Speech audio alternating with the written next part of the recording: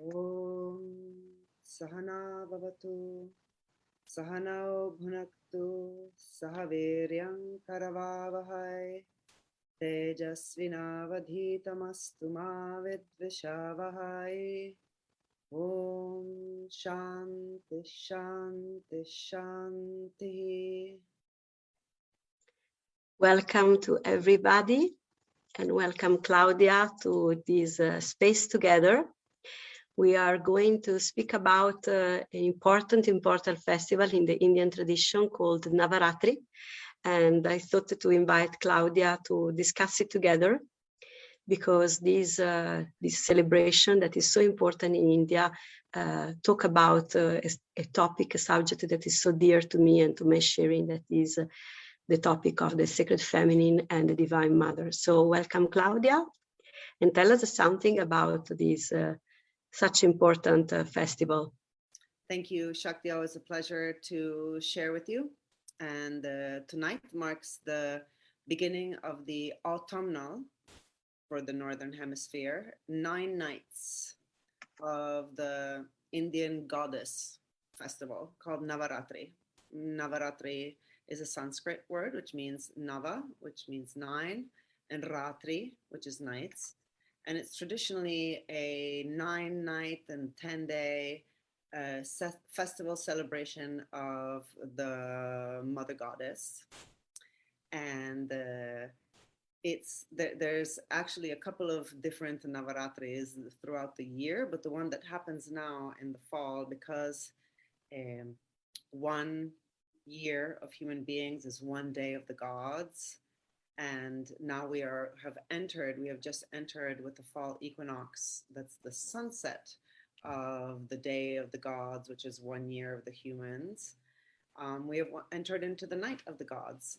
And so as we do that in this precious moment in time in which the days get shorter and the sun begins its southernmost journey, and we turn inwards, and after what we just went through, which was the celebration of the ancestors for a couple of weeks and looking at the past and resolving the past and letting the past go, now we go into the, let's say, maybe fecundity of the year in which the Mother Goddess, the divine feminine, is celebrated. Now, this celebration happens in many different forms and in different ways all throughout India and Asia. And it's associated with the prominent battle that took place between Mother Goddess Durga and the demon Mahishasura, that ultimately celebrates the victory of good over evil, of wisdom over ignorance, etc. And so traditionally this is a time that's dedicated to Durga and her 9 avatars, 9 different versions. And each day is associated to an incarnation of the goddess. And then on the 10th day, there is the victory of Durga over Mahishasura. So it's always interesting to see how the mother quality and the feminine is often associated with going within. And this is a time of the year in which we started to go within, we started to stay more at home, we feel the winter, the autumn coming, and we feel more like reconsidering things, going inside, and going underneath also our usual level of attention. We have been going out and now we're going inside. And it's always beautiful to see how this turning within can make us sometimes be more aware of levels of our consciousness where there is maybe some little discomfort or restlessness or even sadness or some old pains. Is a time in which we go in the inside. And of course, we have to remember that all these Indian tradition are speaking by metaphors about our inner condition. So all the deities and all the aspect of the Hindu tradition, like Durga or fighting over the demons, is speaking actually about what is happening inside ourselves. So he's speaking about how we can win our inner struggle and our inner battle with our inner demons, with our ego, with the lies, with the ignorance in ourselves. And Durga is the aspect of our energy of the mother that is the warrior part, the holding the sword of truth, able to cut the head to the ignorance, to the lie of the ego. So we have to turn within to become aware of these levels that sometimes we skip because we're too busy with our life, we don't pay enough attention, we are too busy with our everyday, and maybe we are not so conscious of levels of us that might be a bit restless and fighting. And maybe when we are not aware of them, this fighting robs us of a lot of energy, because whatever is not conscious in us is still existing, but is fighting against, where instead, when we can put light on it, when we can stop a moment and become conscious of this inner struggle, then is the moment in which we can, with the sword of discernment of truth, cut what we don't need and stay with what you need, or learning from what seems to be difficult. So I don't know if you want to say something about it, but I found it very inspiring, this celebration. That's beautiful. Many things come to mind. One is Navaratri starts with the new moon. So the moon is new right now. And if we, in an astrological lens, if we take the moon to be our mental, emotional world, and it is reflective, it lives by the light of the sun, and the sun represents universal consciousness, Atman, the God, however you want to name it, awareness. And in the moment in which the moon is new, it has a harder time being in touch with that fullness of the universe, right? And so of the fullness of manifestation. So we start from this depth. And interestingly enough, right now, when the moon is new, it is with the sun in the sky. They're right next to each other from the perspective of the earth. But right now, today, this year, in this particular version of Navaratri, is a very intense and dramatic astrological time in which the moon is with the sun, but it's also with Mars. And it means that Mars, which represents our courage, our energy, our vitality, our anger, our impatience, etc., but also our strength, is also in the same. They're all in the same place of the sky today. So there's something about this Navaratri that really invites us to go really deep into the full force of the Shakti, of what can be our repressed anger. You know, when a planet, for example, like Mars, is really close to the sun, its qualities, its expressive qualities of courage, of clarity, of strength, of vigor and vim and vitality in the world are, they're not being seen. They're really close to the sun. And so there's something about, like, it's a powerful go in, get in touch. And maybe other people, I know I've had moments today in which I've accessed and felt that just, there's something, there's a, I don't know if frustration is the right word, but there's an intensity and strength there that is also part of that is an energy also in its enlightened form of the mother. So can you speak about that? Yeah, so is like you're saying, is a moment to get in touch with our inner roar. Sometimes our inner roar is not listened, and as I say before, whatever we are not conscious of, it's still active in us. A force that is unconscious, still active in us, but is out of control. We can be aware of this force that is calling to express itself, maybe through creativity or through actions or through decision and choices. But if we don't listen to it, then it turns against ourselves, and it makes us restless, frustrated, nervous, irritated, and maybe even dysfunctional in what we are doing. So it is pretty clear, I think, if you watch the media and you look around, that anyway, we are all feeling this nervousness, and we're all feeling a bit like if we are sitting over a boiling pot. And I'm always convinced that, you know, either that we are like interested in spirituality and into Tantra, into using every force that is present in the manifestation to become more clear, or not, that we can all say that this can be anyway an incredibly transformative moment if we take it in the right way. So to me, you know, our fighting warrior-like qualities are part of life.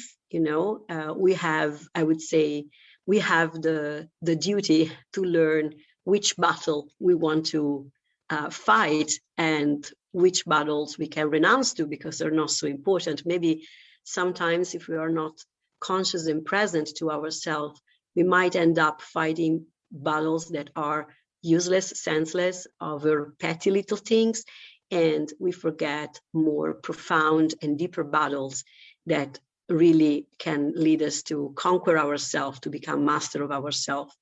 So maybe this moment can be a moment in which we can use our discernment to become more clear on what is truly important for us and what is not. And so we can use these warrior-like qualities into the best way.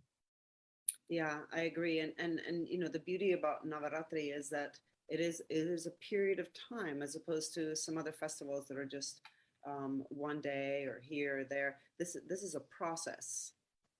And very feminine, isn't it? Like because all the feminine qualities are into processes. They're not a clear-cut thing. It's like a nuance of messiness that becomes something new. Sorry, I interrupted you. And it evolves with the moon, and it goes, yeah, and it changes, and it goes from people. And so this process kind of starts with this very this year sort of dramatic energy, and I have a question for you about that in a moment, but then it will unfold, you know, and then we have Mercury is there too, and so there's communication is involved. So if this feels like a time in which a lot comes up in terms of forcefulness around the communications or reactivity, or you know, this expect your buttons to be triggered. And and along those lines, how, I guess my question was, you know, we speak in Tantra about how the enlightened quality of anger, because all emotions have an enlightened quality, is the energy of clarity. And we can say that Mother Goddess Durga, you know, in is the representation of that clarity. Can you speak to us about that a little bit?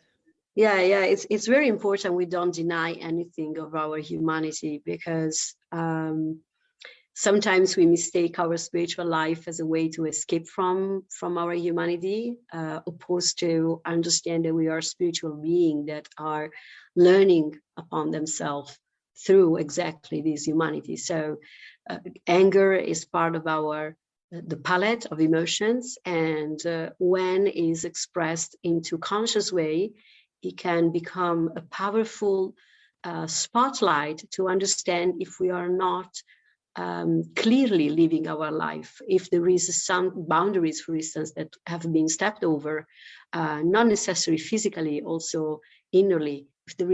If we are really living our truth, if we are really embodying our truth, or we are instead confused, not clear enough, maybe we are not living a life that really belongs to us, but we are living a life that belongs to our conditioning, or the things that sometimes we just imagine that people want from us, not necessarily really wanting from us. So I would say it can be a powerful indicator, anger, if we are living a life that is authentic.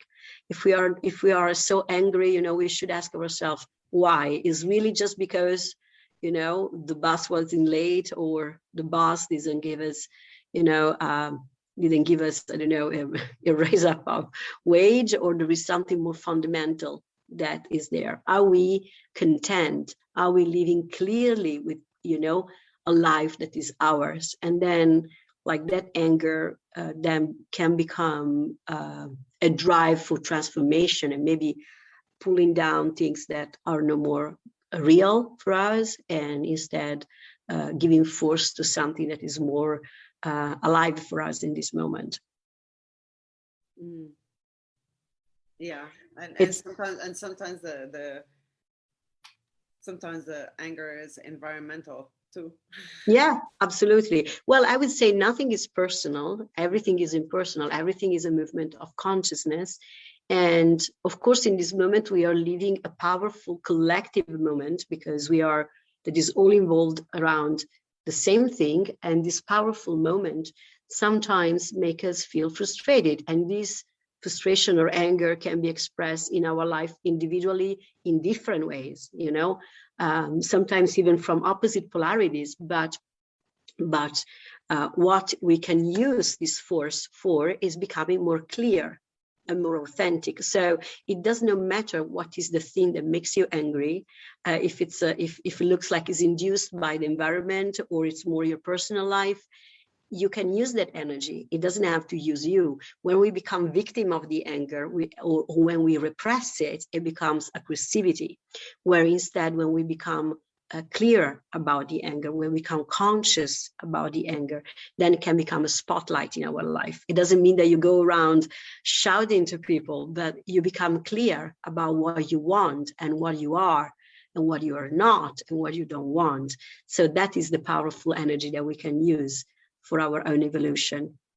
Exactly, and along those lines, and along the lines of the process of Navaratri, we're on a new moon, and new moons are traditionally times in which one can make vows, right? So if there's some big change that one wants to bring into one's life, or a certain energy that one is committed to transforming and accepting and working with and digesting, or any obstacle that one is wishing to understand more deeply and integrate in one's life, this is a really good time to start. Bring that into the process. Yes. Yeah. To invoke that, to open oneself up to those energies, to say yes to it, to slow down and face it, and to bring it into this journey for the next 9 days. And if we don't know what we want to initiate, we can call this energy, this bubbling energy, to say, okay, show me where I don't want to be. And maybe by that, I can understand better where I want to be. And I know that Navaratri each day has different qualities. So shall we talk about what is this first day and what is the quality in the tradition? Let's do that. This, of course, is very different lineages and different areas of India and different places around the world and different spiritual families, etc. Evolve this period in a different way. But in general, we're talking about that there's 9 forms of Durga, one for each night of the festival. And the first one for tonight is called Shaila Putri, which is Putri is daughter and Shaila is mountain. So she's the daughter of the mountain, daughter of the mountains, mountain, and is considered an incarnation of Parvati. And in this form, Durga is worshipped as the wife of Shiva. She is depicted as riding Nandi, the bull, with a trishula, a trident, in her right hand and a lotus in her left hand. And she's considered to be the direct incarnation of Mahakali. So maybe you can tell us a little bit about this energy. Yeah, well, first of all, it's interesting to see how in the Indian tradition, no deities, that is just an aspect of the self. We have to remember that no Hindu would think of these deities as entities separated from one another, but just as a different reflection of the divine, that is the absolute self. It's a facet of the diamond. Exactly, just as a facet of the diamond. But it's very interesting to see that each deity is always depicted with a consort. So it's always like male, female together. And this particular aspect of the energy of the divine is of Parvati and Mahakali as in her like more wrathful way, is this energy of the Divine Mother that is able to absolutely cut through all the lies of the ego by the power also of its own meditation, the power of becoming one with the poison of the ego, becoming one with the ignorance, and swallow it completely in itself. So a little story about Parvati, and then I speak about Mahakali. Parvati, it's very funny, this story. All the time that I've been reading or listening about it, it always makes me smile. And Parvati is the daughter of Himalaya, Himavat, the king of Himalaya, and she is in love with Shiva, but Shiva is in absolute meditation. Her previous wife, of which Parvati is actually the reincarnation of, Sati, died, and he is in deep meditation. He does not move, he doesn't open his eyes, it's just absorbed in himself. And then the king Himavat goes to visit on Mount Kailash, goes to visit Shiva with his daughter, and Shiva comes out of his meditation and is angry and say, why did you bring here a woman? You know, this is an ascetic place. And Parvati got quite fierce as she is, and say, if your meditation is so deep, how is possible that I can pull you out of it? Why do you need why do you feel the need to transcend me, you know? And this, you see immediately the little battle that is between them, but also see the fierce aspect of her. So Shiva, immediately feels this fierce energy and dismiss her a bit, but feels an interest in her because he's also challenging him into transcendence. And then there is the story of them meeting and becoming husband and wife that is very long. I'm not going to say it, but it's just to make you show how this female energy is very fierce, very fighting, able to confront the world. And then, like, the story of Mahakali is a beautiful story because Mahakali comes out of the third eye of Durga, that is an aspect of the goddess when she becomes the defender of truth. And she's fighting against the demons. And when in the battle with the demons, things get complicated because these demons are keeping on replicating themselves more and more and more. Durga becomes super angry, and out of her third eye, Mahakali, the black, appears very fierce with a mala rosary made of heads of demons and a skirt made of arms of demons. And when Durga cuts the heads of all the demons and all the blood that was replicating the demons again and again appears, Mahakali opens her mouth, swallow all the blood that was replicating demons more and more, and the battle is over and she wins. So she wins by becoming one with what she was fighting. That is absolutely the peak of Tantra, the peak of what we can learn through Tantra, not fighting something as if it is separated from us, but becoming one with what we are feeling as difficult, is the power of meditation. In this sense, she's really the consort of Shiva, of emptiness, of silence, this capability to being one with everything, even the most difficult things. So Mahakali is teaching us that when we are in battle and lies are replicating everywhere and we cannot stop the lies and the ignorance, we have one possibility to transcend all that is becoming extremely still and to become one exactly with that difficulties. So it gives us a great hope, the hope to use meditation as a key of transformation. That resonates deeply with what is happening now, right? I mean, aren't we all getting tired of all the division and contrast and separation and everything that, you know, all the battles we have gotten ourselves into around the whatever it is, vaccines, no vaccines, social media, no social media. It seems like there's a reckoning And Yeah. that's inviting itself to happen right now. And it doesn't matter which side of the coin you feel you are with. It's not important. If there is a struggle, if there is suffering, because there is a fighting against what is happening, you have this possibility, the possibility to become silent, to use the power of Shiva, that is Shakti, that is Mahakali, and becoming one again. So is pointing a way within, is pointing a way that doesn't cast away any messy, disturbing feeling or conflict, but that is so believing in the power of now, of the silent awareness of this moment, that he can win against anything, upon anything. And that's the mother, right? Yeah, exactly. And that's the mother, because you see, we associate the sacred feminine exactly with this, with the manifestation in all its nuances and the capability to see the divine in every little things, the big and the little ones, without excluding anything. If we could, our deepest sickness is exactly this, our inability to include everything in ourselves. So Mahakali is doing exactly the opposite. She's swallowing time. She's swallowing the blood of the demons that are self-replicating themselves.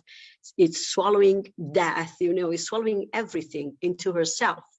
And it's a powerful indication. Sometimes we feel we are not able to do it.